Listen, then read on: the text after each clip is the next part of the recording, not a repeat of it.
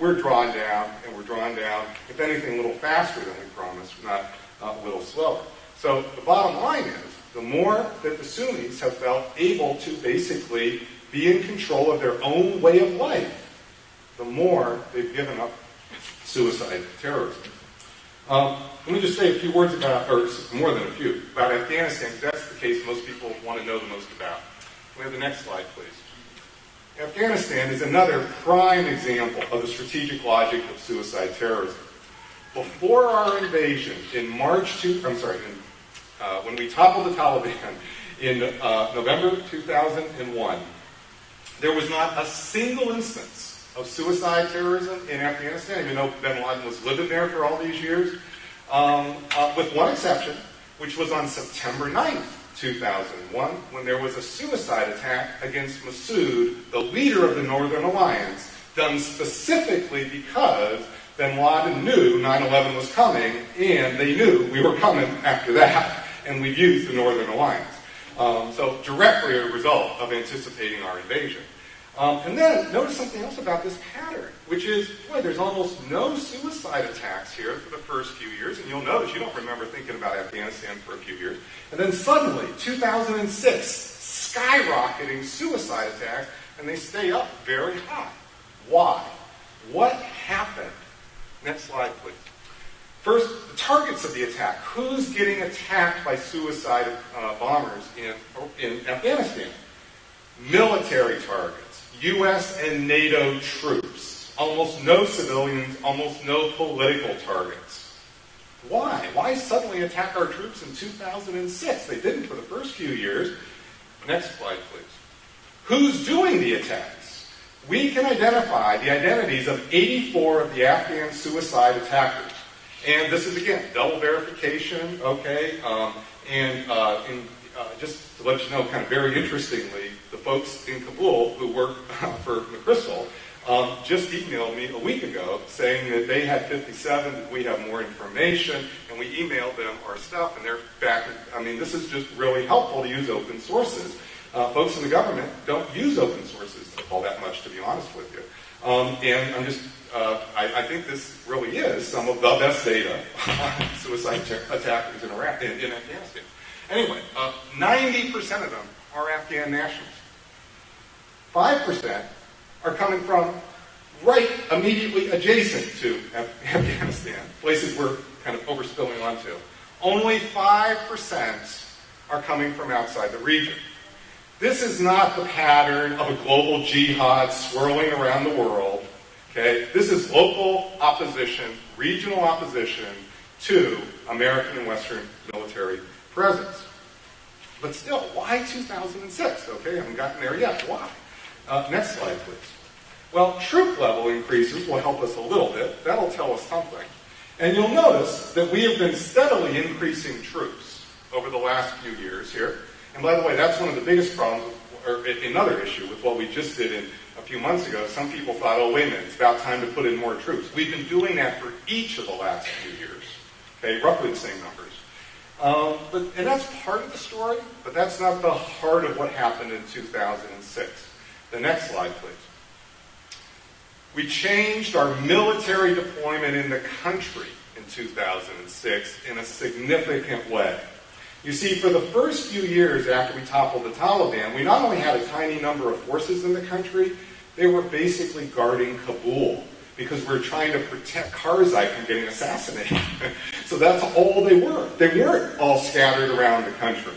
Then, in October 2003, the UN gave us a mandate, because we asked them to spread our forces around the rest of the country. And NATO, and this is the actual ISAF plan, then came up with a plan to phase occupy the rest of Afghanistan. What do we do first? We go to the north. Northern Alliance, our buddies. Then we go to the west. More friends. Then, starting in late 05, early 06, that's when the heavy presence starts to flow into the south, the Pashtun homelands. All those Afghan suicide attackers are Pashtuns. Then we go to the east. In other words, what we've done is we've occupied the Pashtun homeland, and as we've occupied the Pashtun homeland, that has triggered this tremendous rise of anti-American-based suicide terrorism. Now, I'm also going to show you briefly what happened in Pakistan, but before I do, I want to show you one more video, because when I gave some congressional testimony about this to the House Armed Services Committee that deals with terrorism. Adams is the member from Washington. He's a Democrat, by the way. And a lot of the people on that committee, you can watch the testimony, you'll see they're very pro-McChrystal, wanted to put forces in. So this idea that there's a split between Democrats and Republicans, as the congressman may know, is not really true. And he asked, he said, well, okay, so suicide terrorism's going up in Afghanistan. Okay, so what?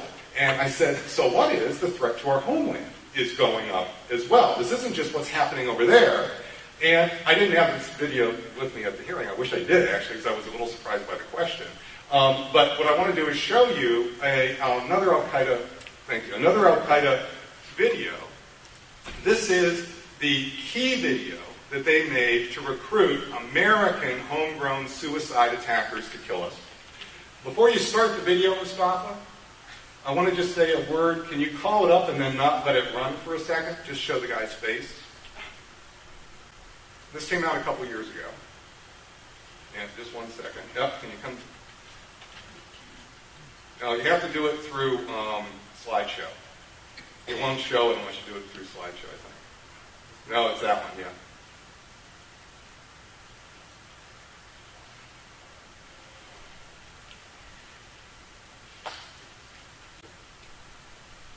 Can you make it larger? Make it larger? And then it's crucial for Muslims to keep in mind that the Americans, the British, and the other members of the coalition of terror have intentionally targeted Muslim civilians. Can we just stop? Yeah, thank you. We're going to start it from the beginning, but first I want to let you know who this is. This is Adam Gadon. He's been our #1 most wanted American by the FBI for over 3 years. Adam Gadon is, hopefully we can make it the whole screen. Okay. Adam Gadon is an American. He was born in Riverside, California. He's now 32 years old. His name is Adam. His father was Jewish. When he was young, the family converted to Christianity, and then when Adam was a teenager, he decided to convert to Islam. And since 1998, he's been living with Osama in Afghanistan and now in the tribal regions of Pakistan. He is the poster child for recruiting homegrown suicide attackers to kill us. Okay, he has been on videos before this point. Okay, this was his coming out video. The reason I say this one is so important is because before he had his face always covered. This is when he wants to introduce himself to the world. Okay, and let's see how he tries to get Americans to come to us. Go. Can we start from the beginning? Yeah, good. The Americans, the British, and the other members of the coalition of terror have intentionally targeted Muslim civilians and civilian targets, both before as well as after September 11th. In both the First and Second Iraq Wars, as well as in their forays into Somalia and the Sudan and Afghanistan, just to give you a few examples. And they've done this with the support and backing of their populations and electorates. I mean, even if there have been some feeble protests scattered here and there in the West, chiefly against the latest war in Iraq, all the same, the governments which started these wars have been re-elected by a majority of the popular vote. In their aggression against Afghanistan, which for Westerners and their mercenary sympathizers is the least controversial of Bush and Blair's terrorist wars, they have targeted civilians for assassination and kidnapping. They kidnapped any non-Afghans they found and shipped them off to Guantanamo or worse. Many were handed over to the American and British-backed despotic regimes of the Islamic world to be brutally interrogated. And with the blessing and support of that notorious Afghan killer, Hamid Karzai, they've murdered thousands of Afghan civilians as they slept in their beds, traveled on the roads, attended weddings, and prayed at the mosques. I know they've killed and maimed civilians in their strikes because I've seen it with my own eyes. My brothers have seen it. I've carried the victims in my arms. Women, children, toddlers, babies in their mother's wombs. You name it, we've probably bombed it. I could go on, and that's just Afghanistan. We haven't talked about American and British atrocities in the two Iraq wars. Let's take a look at the latest to be revealed. In Mahmoudiya, 5 American soldiers gang rape an Iraqi woman, and then to hide the evidence, murder her and 3 members of her family and burn her body. And then, when our mujahideen take revenge on the unit which committed this outrage and capture and execute 2 of its members, they're called terrorists, and Muslims are supposed to disown them or face the consequences. And I'm not saying that we should go and slaughter their women and children one by one like they did ours at Haditha and Ishaqi and Mahmoudiya and God knows where else. Even if some of our legal experts have pointed that. And even if it's hard to imagine that any compassionate person could see pictures, just pictures of what the Crusaders did to those children and not want to go on a shooting spree at the Marines' housing facilities at Camp Pendleton. But what I am saying is that when we bomb their cities and civilians like they bomb ours, or destroy their infrastructure and means of transportation like they destroy ours, or kidnap their non-combatants like they kidnap ours, no sane Muslim should shed tears for them.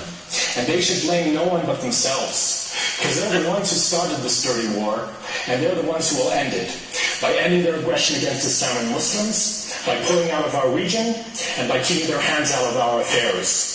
And unless they do that, neither Forest Gate-style police raids, nor Belmarsh or Guantanamo prison cells, nor the mosques and imams' advisory council will be able to prevent the Muslims from exacting revenge on behalf of their persecuted brothers and sisters.